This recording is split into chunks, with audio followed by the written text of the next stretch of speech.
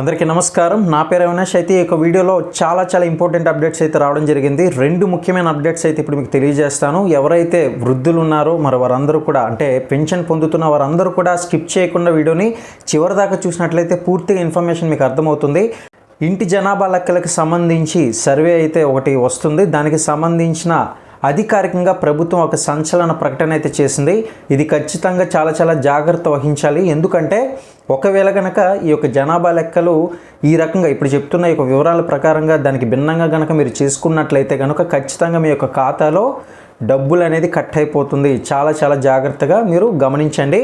మరి ముఖ్యంగా దానికి సంబంధించిన పూర్తి ఇన్ఫర్మేషన్ ఇప్పుడు మనం తెలుసుకుందాం.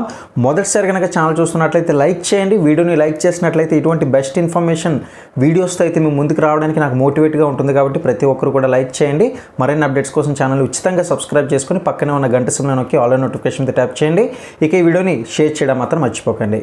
ఇక లేట్ చేయకుండా అసలు విషయాలు ఏంటనేది చూద్దాం. ముందుగా మొదటిగా రెండు అప్డేట్స్ అయితే వచ్చింది. ముందుగా మొదటి అప్డేట్ అనేది ఇప్పుడు మీతో షేర్ చేసుకోబోతున్నాను. అది ఏంటంటే రైతులు కొంతమంది అంతగా నాలెడ్జ్ లేని వాళ్ళు కొంతమంది ఉంటారు కదా, అంటే ఎడ్యుకేషన్ సరిగ్గా లేని వాళ్ళు ఉన్న పరిస్థితుల్లో ఎవరైనా బయట నుంచి వచ్చి ఇంటి జనాభా లెక్కలు అడగడం అటువంటి చేస్తూ ఉంటారు. మరి మనకి తెలిసిందే కదా, ప్రభుత్వం నుంచి వచ్చిన అధికారిక ప్రకటన అనుకొని చాలామంది మరి దాన్ని గుడ్డిగా కూడా నమ్మేసే పరిస్థితులు అయితే ఉంటాయి. కానీ ఒక విషయం మీకు చెప్తాను, సచివాలయం నుంచి అధికారికంగా వచ్చిన మనుషులు ఖచ్చితంగా మనకు అర్థమైపోతుంది. వాళ్ళు ఒక ట్యాబ్లెట్ది కానీ కొన్ని మొబైల్ తీసుకొస్తారు, మీ యొక్క వివరాలన్నీ కూడా తెలియజేయమని చెప్తూ ఉంటారు. వీళ్ళెవ్వరినీ కూడా అనుమానించాల్సిన అవసరం అయితే ఉండదండి. కానీ ఏ పరిస్థితుల్లో అనుమానించాల్సి వస్తుందంటే, ఒకవేళ ఎడ్యుకేటెడ్ పీపుల్ ఎవరైనా ఇంట్లో లేకపోతే మీకు తెలిసిన వారి ద్వారా ఈ యొక్క ఇన్ఫర్మేషన్ అడగమంటున్నారు, ఏంటి చెప్పాలా ఏంటి అని కనుక్కొని అలా చెప్పడం చాలా మేలు అనమాట. అంత ఈజీగా వారిని అయితే అనుమానించాల్సిన అవసరం లేదు, ఇంటికి వచ్చి సర్వే చేసిన వాళ్ళకి. కానీ ఇక్కడ ఒక చిన్న ట్విస్ట్ అయితే ఉంది. ఇప్పుడు చాలా కొత్తగా చాలా తెలివిగా ఇంకో పద్ధతిలోకి అయితే సర్వే చేస్తున్నాం అన్నట్లుగా ఫోన్ కాల్స్ కూడా వస్తున్నాయి. ఇక్కడే మీరు చాలా జాగ్రత్త తీసుకోవాలండి. ఎవరికైనా మీకు ఫోన్ కాల్ వచ్చినట్లయితే ఇంటికి ఫోన్ చేసి, ఇదిగో అండి మేము పలానా సర్వే దగ్గర నుంచి మాట్లాడుతున్నాము, ప్రభుత్వం ఇలా మాకు సర్వే చేయమని చెప్పేసి ఇలా మాట్లాడుతూ మీ దగ్గర నుంచి ఓటీపీ లేదా ఆధార్ కార్డుకి సంబంధించిన నంబర్ కానివ్వండి, బ్యాంక్ డీటెయిల్స్, ముఖ్యంగా ఓటీపీ మరియు బ్యాంక్ డీటెయిల్స్ అడిగితే చెప్పకండి. ప్రభుత్వం రాష్ట్ర వ్యాప్తంగా కూడా మనకి ఒక అప్డేట్ అయితే రావడం జరిగింది. ఎందువల్ల అంటారా, ఈ యొక్క ఇంటింటి సర్వే అన్న ఉద్దేశంతో కాల్ చేస్తూ కూడా ఓటీపీలు బ్యాంక్ డీటెయిల్స్ అడుగుతూ హ్యాకర్స్ అయితే తయారవుతున్నారు. డబ్బుని ఖాతాల నుండి దోచేస్తున్నారు.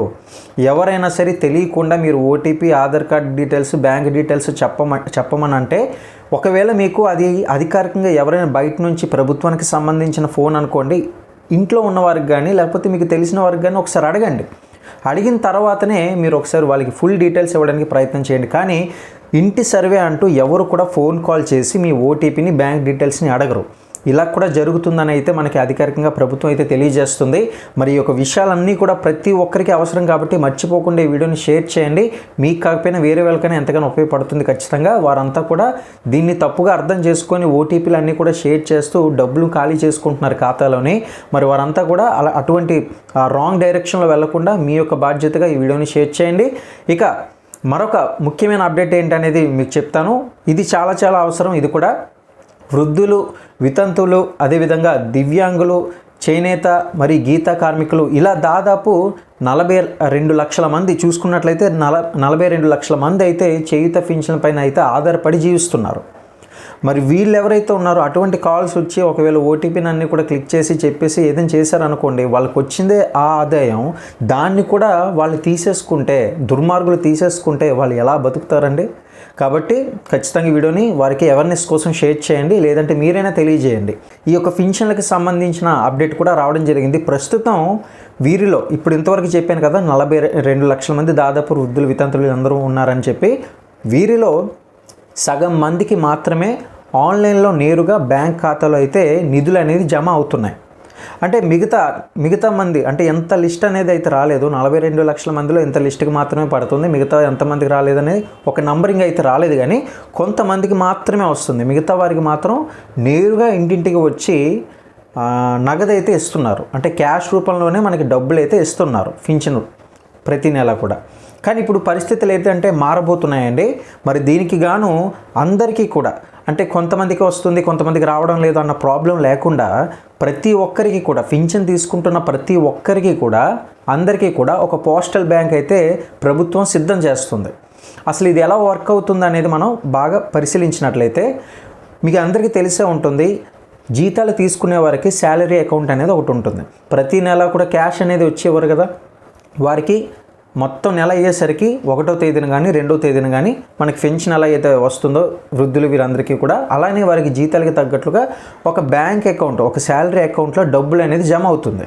వాళ్ళకి క్రెడిట్ అవుతుందా లేదని మెసేజ్ వస్తుంది. అదేవిధంగా ఇప్పుడు అవుతుందంటే ఈ యొక్క పోస్టల్ బ్యాంక్ ద్వారా పెన్షన్లు అందరికీ ఎవరైతే పెన్షన్దారులు ఉన్నారో వీరందరికీ కూడా ప్రభుత్వం స్వయంగా ఒక బ్యాంక్ అకౌంట్ని గ్రూప్ వైజ్గా అందరికీ ఒక్కొక్క బ్యాంకు ఇండివిజువల్గా రెడీ చేసి వారికి ప్రతి నెల కూడా ఇంటింటికి వచ్చి ఇచ్చే పద్ధతిని తొలగించి ప్రతి ఒక్కరికి కూడా డైరెక్ట్గా మనకి ఇంకా ఫింగర్ ప్రింటు ఇటువంటివి ఏవి లేకుండా కూడా వారు నేరుగా అకౌంట్లోనే డబ్బులు అనేది పొందుతారు, జమ అవుతుంది. అయితే దీనికి రీజన్ ఏమై ఉంది, ఈ యొక్క కొత్త పద్ధతికి రీజన్ ఏమై ఉంది అని అంటే మనం గమనించినట్లయితే మిస్యూజ్ అవుతుందండి. ఎందుకంటే కొంతమందికి ఏంటంటే అక్రమాలు అయితే చేస్తున్నట్లుగా ప్రభుత్వం తెలుసుకుంది.